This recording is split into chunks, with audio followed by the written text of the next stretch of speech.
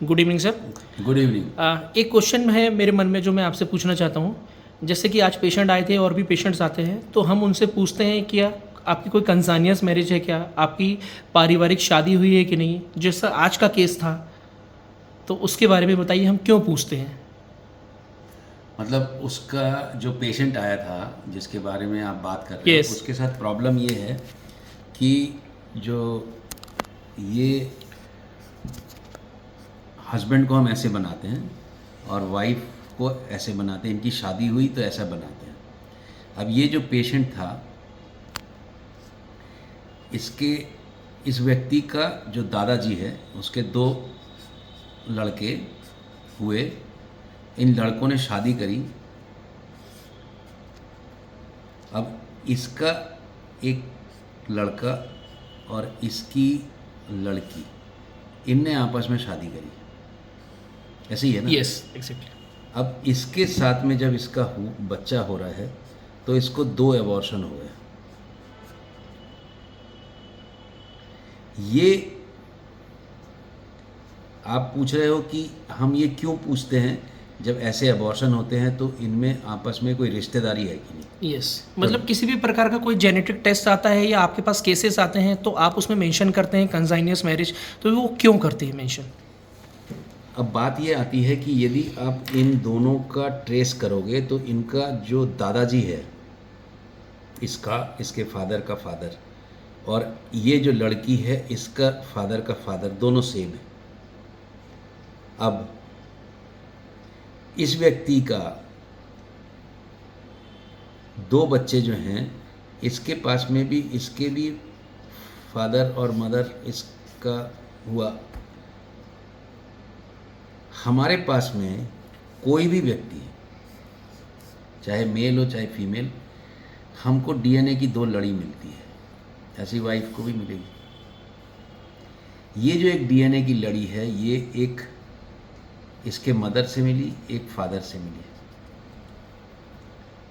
अब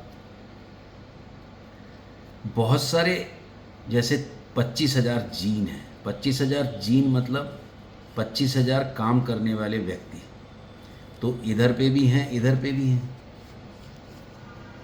अब मान लीजिए कि गैस की टंकी, मैं एक ऐसी उदाहरण ले रहा हूँ, जो व्यक्ति काम करता है गैस लाने का और जो व्यक्ति काम करता है गैस लाने का, हम घर में 2 सिलेंडर रखते हैं कि ये ख़त्म हो जाए तो ये चालू हो जाए। अब इसके फादर के मदर की तरफ से जो जीन आए थे, जो कि गैस की टंकी का अरेंजमेंट करता है, वो एब्सेंट है या ख़राब है, तो ये गैस की टंकी नहीं लाएगा। तो ये 1 दिन, 2 दिन, 5 दिन चला के फिर उसके बाद जब गैस ख़त्म हो जाएगी तो खाना बनना बंद। पर एक गैस की टंकी से ये काम चला सकता है काफ़ी हद तक। अब इस व्यक्ति का, ये समझ लो ये वाला बंदा है, इसके पास भी ऑलमोस्ट सेम कंडीशन रहेगी कि इसके पास एक गैस टंकी वाला बंदा और इस एक जो मदर से आया, फादर से आया, उसमें एक जो गैस टंकी वाला जो है वो एब्सेंट है। ये भी अपनी एक टंकी से चला रहा है। इसका जो बेटा हुआ, उसके पास भी ऐसे ही पहुंचा, एक गैस टंकी खराब और एक गैस टंकी अच्छी। इसकी लड़की के पास भी ऐसे ही पहुंचा, एक गैस टंकी अच्छी, एक गैस टंकी खराब। अब जब ये दोनों आपस में मैरिज करते हैं, तो यदि गैस की टंकी खराब वाले आपस में जुड़ गए,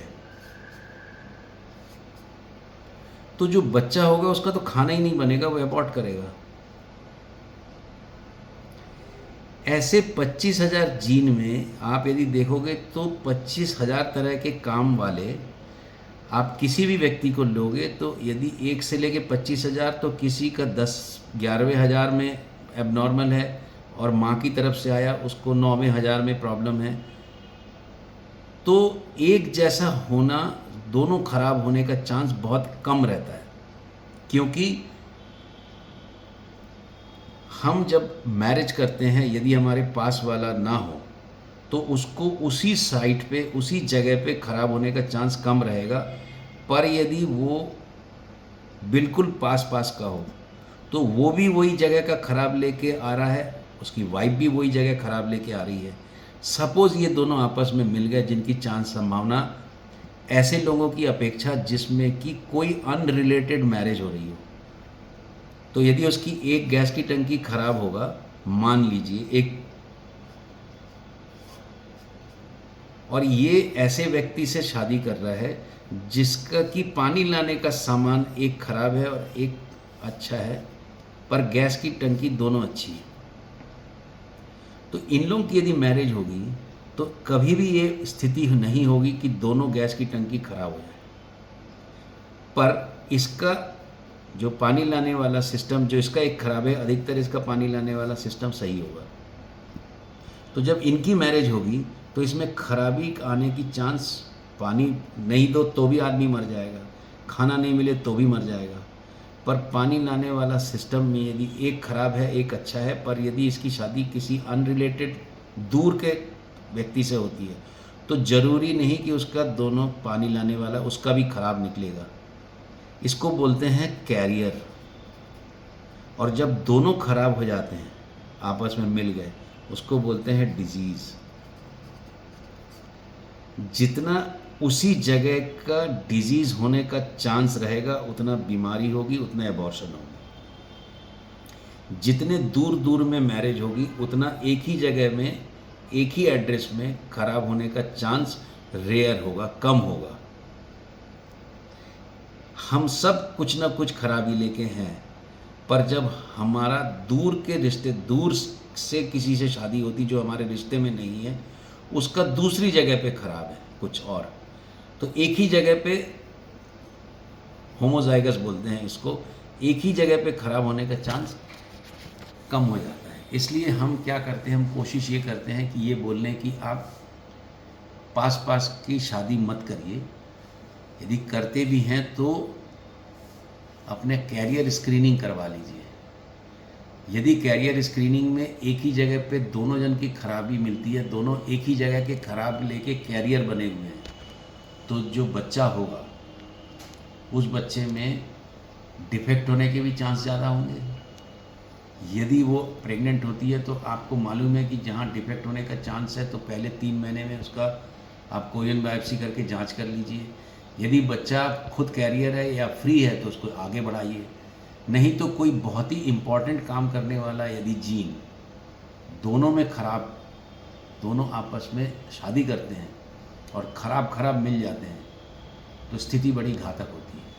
ऐसे केसेस जो पास पास की शादी होती है, जो कंसैंग्यूइनस मैरिज होती है, उसमें ज़्यादा होती है। जब भी हमारे पास में इस तरीके की बीमारी लेके कोई भी बच्चा, कपल अपने बच्चे को लेके आता है, तो जितना रेयर बीमारी प्रकट होगा उतना ज़्यादा चांस है कि हस्बैंड वाइफ आपस में रिश्तेदार होंगे। जितनी दूर होंगे उतना रेयर डिजीज होने का चांस कम रहेगा, क्योंकि ये किसी का कैरियर है, वो किसी और का कैरियर है, तो उसका और उसके साथ में जो चीज़ है वो एक का, अधिकतर दोनों अच्छे हैं और एक ख़राब है, वो उससे कोई प्रॉब्लम नहीं है। दूसरी जगह में ये एक ख़राब है, दोनों उसके अच्छे हैं, उससे कोई प्रॉब्लम नहीं है। तो जो कैरियर होना, यदि कंसैंग्विनिटी है तो इसलिए एक्सोम सीक्वेंसिंग करा लेना चाहिए। एक्सपांडेड कैरियर स्क्रीनिंग मैं करता हूँ, उनमें देखता हूँ कि दोनों में मिलान करके कि कोई ऐसा प्रॉब्लम तो नहीं है कि बच्चा जो हो या तो अबॉर्ट कर जाएगा, यदि जिंदा भी पैदा रहे तो कहीं ऐसी बीमारी लेके ना पैदा हो जाए जो आगे जाके बहुत ज़्यादा डिजीज़ और बहुत ज़्यादा तकलीफ देती है। आप जो कंसैंग्विनस मैरिज उसमें बहुत ज़्यादा देखोगे। तो मेरे ख्याल से कुछ हद तक मैं आपको समझाने में सफल हुआ हूँ। Thank you very much. Thank you.